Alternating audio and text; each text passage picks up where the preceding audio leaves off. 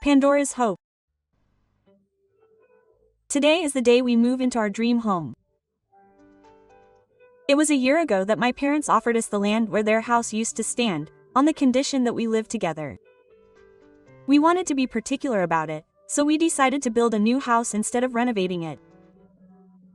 Of course, the fake house has a specially designed space for us to spend time together. Our new home is a relief. Moving is hard, but even the tiredness is a joy. Wow, it's so spacious. It looks pretty good. I turned around at the sound of a voice, and it was my husband's younger brother, Akita. He lives alone and occasionally comes back to his fake family home, so we've seen each other many times before. What's wrong? All of a sudden, if you were going to come, you should have done it. We're still in the middle of moving, and it's not a situation where we can just tell him. I had intended to say that, but then he said something unbelievable. Didn't you hear? From today on, I'll be living here too. I was shocked by this unexpected declaration, as if I could see right in front of me.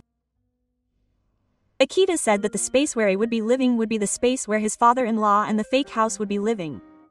Sure, there was plenty of room, and it might be strange for a normal person to be so shocked.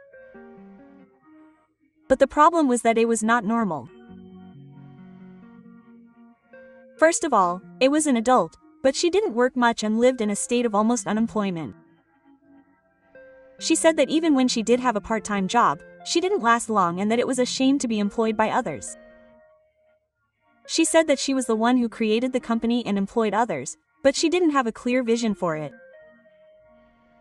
On top of that, she had a sloppy personality and was carefree about everything. My husband is a serious and easygoing person, but the reason my younger brother grew up like this is because my in-laws spoiled him. Even this time, it seems that I fell behind on the rent and came to her parents crying. Gifu probably didn't tell me about it because he knew I would object if he told them in advance. However, since there was no place to go, there was no way I could object now. He said he would move out if he found a job, so all I could do was pray that it would move out as soon as possible. A month after moving into the new house, my prayers had not been answered, and Akira was still crying. If he was just there, it would be one thing, but he doesn't even think about the burden of cleaning up the shared areas, which are a mess. Speaking of burdens, the financial burden is also quite substantial. The problem was that we had originally decided to eat meals with my husband's parents, and the food we would be provided was fixed. My worries led to an increase in food expenses, but my in-laws only paid the fixed amount. Since they both live on pensions, my husband and I ended up having to pay for that as well. As a result, our conversations as a couple naturally led to more complaints about our dissatisfaction. I'm really sorry about that, guy. Don't apologize for causing me so much trouble. Isn't that what you meant? My husband apologizes apologetically, and I hurriedly correct him. He's always on my side and always does his best. Anyway, I'll talk to him properly again. My husband says apologetically, as if he's still concerned. Why is he going through this? I've only made Akira more dissatisfied. My husband has been trying even harder, but my husband hasn't changed his attitude. He doesn't seem to be looking for a job, and all he does is laze around and play games every day. She's a tough and rude person. I couldn't just leave her to her own devices, so I decided to talk to my mother-in-law directly.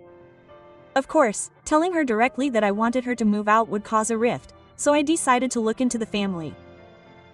Finding a job would be difficult, so I suggested introducing her to someone I knew. However, my concern was in vain, and my mother-in-law was clearly upset when she heard my suggestion. Hey, don't do anything unnecessary. I don't need anything unnecessary. That girl can do anything if she puts her mind to it. It seemed like I had completely messed up, and from then on I was forced to listen to Yoshinobu's bragging, which I didn't want to hear. What's more, it was all about what happened to Kiku in elementary school and how he couldn't stand it. This doting parent was the cause of everything. Even though I thought that, I couldn't bring myself to point it out here and now. I sighed in my heart and hoped that this time would pass quickly. 3 months after the move, the usual routine and restrictions on our home continued. My husband continued to do his best, but the results were not apparent, and I continued to endure it. In the midst of all this, an incident occurred one day when I came home from work. My husband was currently engrossed in gaming because the TV was too big. What's more, the place was a terrible mess. It was incredibly dirty with cup ramen and snack trash scattered everywhere. I was tired from work and couldn't stand it anymore, so I decided to tell him off. I wish he would at least clean up the trash he made himself. That's fine. That's enough. I'm busy too. If that's all you want, then why don't you do it? My daughter is stronger than usual, so I finally stopped playing games and told her not to get excited. Then she said, "I understand," and gave me a vulgar laugh. "I'm just frustrated and want to be loved by my brother." "What are you talking about? I can't believe it." My face was getting hot with anger, and I thought I would explode if I continued like this, so I left. But I couldn't hold it in any longer. I decided to take action. 2 days later, after consulting with my husband, I took action. Take a look at this. When the settlement was over, I spread out the materials I had prepared. They were summaries of how much the burden on housework and finances had increased because of that. And I told the person in charge that I couldn't stand it like this. If you don't intend to look for a job, I want you to leave. I wanted this to somehow change the situation. That was my wish. However, the situation took an unexpected turn. If that's the case, then if you leave, then it's just as Mom said. This is our land after all. My mother-in-law and Gifu looked at me with expressions of displeasure and said it clearly. They just laughed at me, the party leader. They must have thought, look at me. I never imagined that I would be the one being told to leave. What was the point of all the time I'd endured? I couldn't help but feel frustrated. I thought I had finally gotten the home of my dreams, so why did this happen? Intense emotions such as anger and frustration were overflowing inside me and were about to break out. I tried my best to suppress my overflowing emotions so that I wouldn't lose my composure. In response to this, my mother-in-law demanded that I apologize to my brother. She said that if I didn't leave, she would kick me out. I couldn't hold back my voice and tears welled up in my eyes. We're leaving. My husband glared at his parents and declared without hiding his anger. They must have been overconfident that I would never leave. Suddenly, my in-laws started shaking in unison. Calm down for a moment. There's no need to leave. I told you to leave. Let's go. With that, my husband took my hand and left the room, leaving my mother-in-law and my mother-in-law preoccupied. My mother-in-law and I tried to stop them, but we completely ignored them. I had no regrets about moving into our new home, which had made me so happy when we moved. What made me even happier was that my husband got so angry at his own parents for my sake. I'm glad I married this person. I felt that way from the bottom of my heart. And so, my husband and I quickly began preparing to move out. Fortunately, we both worked part-time jobs, so we earned a lot of money, and we were able to start our new life in the new house smoothly. Once we had settled into our new life, we decided to move to my parents' house. The land belonged to my in-laws, so we wanted to get back the down payment we had made. Since we weren't going to live in the house, this was our right. When our mother-in-law came to visit us, they begged us to reconsider. Please come back. We've changed our minds.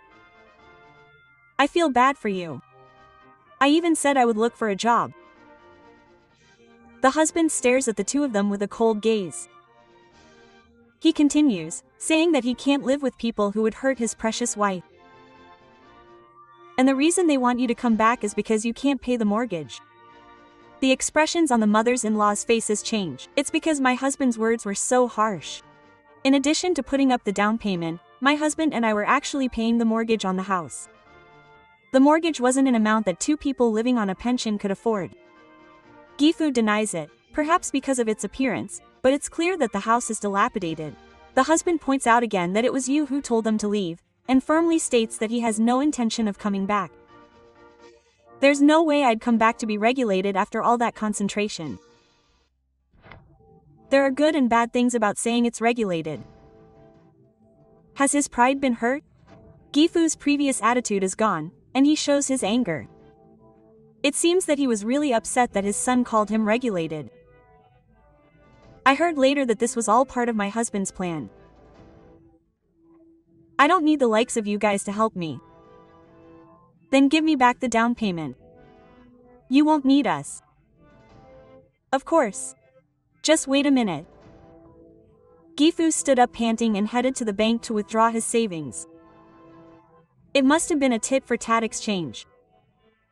Gifu would later regret this action. And so, thanks to her husband's plan, we were able to get our down payment back. Aha has no use for this house anymore. We left the house we had lived in for just 3 months with a clear mind. After that, we never lived in this house again. You won't need us. It was 3 months later that Gifu, who had made that claim, called and asked for help. Apparently, a family meeting was held after that and they tried to persuade Aha to work. At that time, Aha passionately told Aha that there was an investment in cryptocurrency that would definitely make money. Apparently, a person she had met online told Aha about it. Gifu, who had used up all her savings on the down payment, put the money up as collateral for the land. When she entrusted it to Aha, it turned out to be a fraudulent investment and she lost everything. It's a foolish idea, as there's no such thing as an investment that will definitely make a profit. It seems that the fact that Aga thought he was a special person also led to this. This was all brought about by the two people who spoiled Akira. We have no intention of helping him. Let's quickly forget about those people and start preparing to build our own home where we can live happily ever after.